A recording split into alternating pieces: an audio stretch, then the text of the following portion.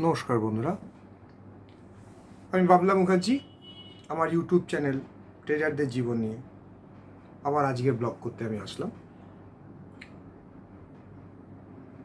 19 তারিখ কী হবে না হবে, শেয়ার মার্কেটের ওয়েদার রিপোর্ট, এটা আমার একটা আজকের থাম্বনেল রয়েছে। এটা প্রতিদিনই থাম্বনেল থাকবে। কি হচ্ছে বা কি হতে পারে বা কি হলো আজকে, আগামী দিন কি হবে, তার একটা পূর্বাভাস দেওয়ার চেষ্টা করি আমি আমার এই ইউটিউব চ্যানেলটাতে।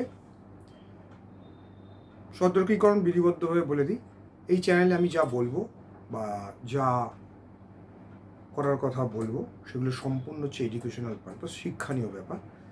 এখান থেকে কেউ যদি কোনো পজিশন বানান, তার জন্য যদি কোনো লাভ বা লস হয়, তার জন্য আমি বা আমার চ্যানেল কিন্তু দায়ী থাকবো না।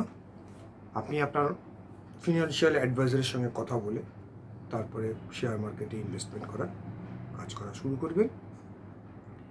যদি কেউ আমার কথা শুনে করেন বা আমার যেগুলো বলবো সেগুলো যদি শুনে করেন, তার জন্য আমি কিন্তু যা যা বলবো সেভাবেই করাটা উচিত বলে আমি মনে করি। তাতে মানুষ তাদের লসের পরিমাণটা কম হওয়ার সম্ভাবনা থাকে বলে আমি মনে করি। যাই হোক, যা বলার বলা হয়ে গেছে। কি হলো আজকে, কি হবে আগামী কাল, সেটা সম্পর্কেই বলতে এসেছি। প্রথম দুটো কথা বলেছিলাম যে নিফটি স্ট্রং, ব্যাঙ্ক নিফটি কম্প্যারিজনে উইক আছে, তাই হলো।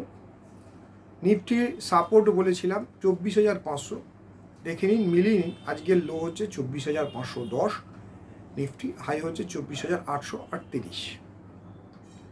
আমার টার্গেট আছে 24,952, এখনও 100 পয়েন্ট নিচে আছে। কি হবে জানি না, কালকে পড়েও যেতে পারে, কিন্তু এটা আমাদের টেকনিক্যাল মোটামুটি একটা অ্যাজিউম আমরা করি, সেটার উপর বেস করে আমরা বলার চেষ্টা করি। কতটা ঠিক হয় কতটা ভুল হয় সেটা মার্কেটে সেদিনের যে পরিস্থিতি তার উপর ডিপেন্ড করে থাকে, আমার উপর নয়। ব্যাঙ্ক নিফটি বলেছিলাম যতক্ষণ পর্যন্ত না 52,500-এর উপর উঠবে ততক্ষণ পর্যন্ত কিন্তু স্ট্রং নয়, কিন্তু 52,500 উপর উঠলে পরে ব্যাঙ্ক নিফটি একটা শর্ট কভারিং হওয়ার সম্ভাবনা থাকবে।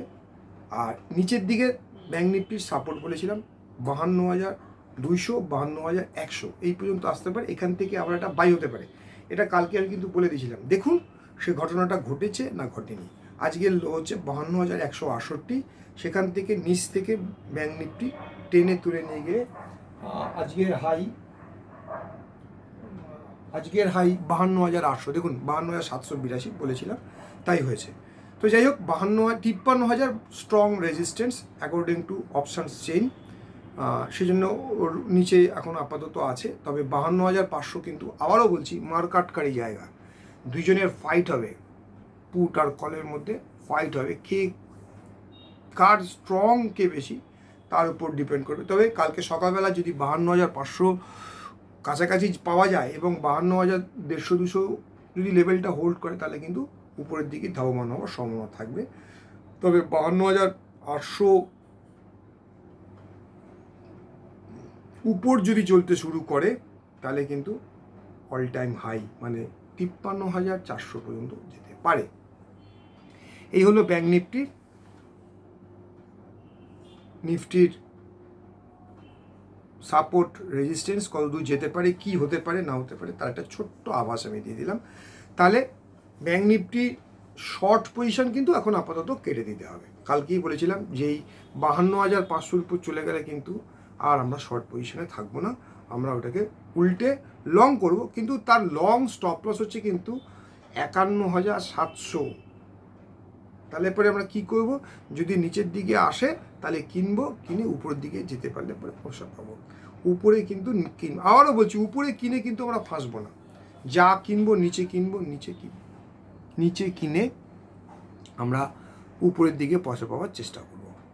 ঠিক আছে, এটাই গেল ব্যাঙ্ক নিফটির কথা। নিফটির কথা বলে দিলাম, 25,000 পর্যন্ত নিফটি যেতে পারে। আমার ফার্স্ট টার্গেট 24,952। আমার 16 তারিখ না 17 তারিখে আমি বলে দিয়েছিলাম আমার চ্যানেলে। যারা দেখেছেন, যারা দেখেননি তারা জানেন না, পারলে দেখে নেবেন পুরো চ্যানেলগুলো।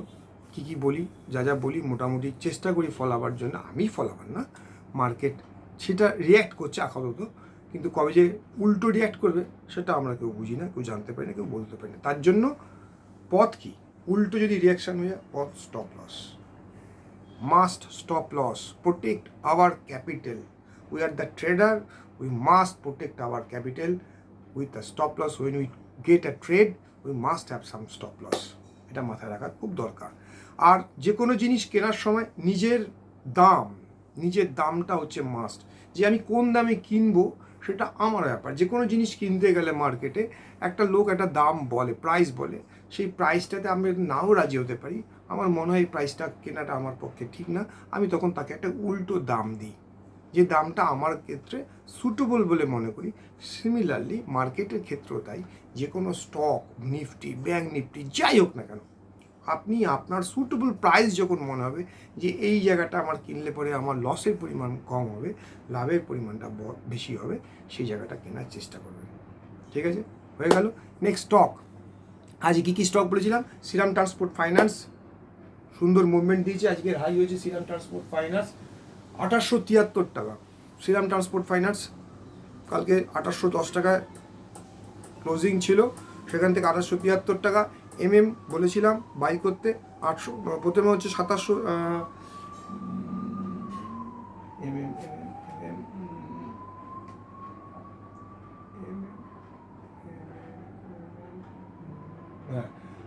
2783 টাকা বলেছিলাম, 2800 টাকা নেক্সট টার্গেট ছিল, ওভার এক্সটেন্ডেড হয়ে গেছে, 2819 টাকা। মিলিয়ে নেবেন, ঠিক বলেছি না ভুল বলেছি? ভুল আমারও হয়।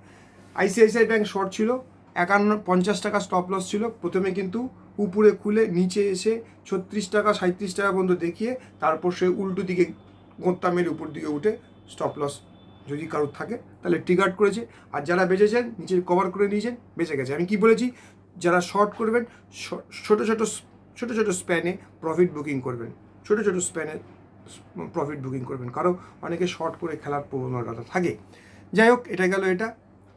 আর কি আছে ব্যাস মোটামুটি এটা। কেনার জায়গায় কী আসছে? কেনার জায়গায় এসছে আপনার আস্তে আস্তে আসছে ব্যাঙ্ক অফ বরোদা 252.50 কেনার খুব ভালো জায়গা, স্টপ লস 248। কানাড়া ব্যাঙ্ক 214-13 কেনা খুব সুন্দর জায়গা, নামছে আস্তে আস্তে, কিনতে পারলে খুব ভালো। 113 14 কেনা, 109 টাকা স্টপ লস, ছোটো স্টপ লস, কিনে খেলতে পারেন, দেখতে পারেন। আমিও কিনতে পারি, দেখতে পারি, কী হবে জানি না, মার্কেট যদি সাথ দেয় তাহলে পরে। আর শর্ট হিন্ডালকোটা আমার মেটাল সেক্টর মনে হচ্ছে একটা বড় কারেকশনের দিকে ঢুকছে, হয়তো মেবি আই এম রং, হতে পারি, কিন্তু আমার মনে হচ্ছে মেটাল সেক্টরে একটা শর্ট টার্ম একটা নিচের দিকে যাওয়ার সম্ভাবনার সৃষ্টি হচ্ছে, হতে পারে আমি ভুল। হিন্ডালকো মনে হচ্ছে 712 টাকা, 700-র উপর যদি না যায় তাহলে উনি 660 পর্যন্ত আসতে পারেন, 60-70, 60-65 পর্যন্ত আসতে পারেন। শর্ট করবেন খুব সাবধানে, যে কোনো স্টক শর্ট করবেন তার স্টপ লস মাস্ট রাখতে হবে, কারণ খুব ছোটো স্প্যান, আবারও বলছি ছোটো স্প্যানে প্রফিট নিয়ে বেরিয়ে যেতে হবে। মেটাল থেকে একটু দূরে থাকাই আমার মনে হচ্ছে ভালো। আইটি প্রচুর উঠে গেছে, যখনই কারেকশান দেবেন, কারেকশানে আসলে পরে কেনা যেতে পারে আইটি। প্রাইভেট ব্যাংকের মধ্যে আমার মনে হচ্ছে একটা সুন্দর কনসলিডেশন করে অনেকটা উপর থেকে নিচে এসছে। এইচডিএফসি ব্যাংক নজর দেওয়া যেতে পারে, 1600 টাকা কাছাকাছি আসলে কিনতে হবে। আপাতত স্টপ লস হবে 1580 টাকা, এখান থেকে 20, 30, 40 টাকা পর্যন্ত পাওয়া যাওয়ার সম্ভাবনা থাকতে পারে। এই স্টকগুলোর কথা বললাম, নজর করুন কালকে কি হয় না হয়। তারপর আবার রোববার দিন আসবো, দেখি ফেল না পাস কী হলাম, খবর নেব। ভাল লাগলে পরে লাইক করবেন, শেয়ার করবেন, সাবস্ক্রাইব করবেন। যদি দেখেন লস হবে না মনে হয়, ভালো কিছু, খারাপ কথা কিছু বলবো না, মানুষের যাতে উপকার হয় তাই চেষ্টা করব, মানুষের ক্ষতি যাতে না হয় সেই চেষ্টাই করে আমি করি। আমি তো ট্রেডার, প্রচুর লস করেছি, যাতে আমার কোনো বন্ধু বা ভাই বা বোনের কারোর জন্য লস না হয় সেই চেষ্টাটাই করি। Avoid future and options trading in cash market. সবসময় আমি বলি সবাইকে, ফিউচার অপশানস থেকে দূরে থাকাই ভালো, রাত্রে নিশ্চিন্তে ঘুমানো যাবে।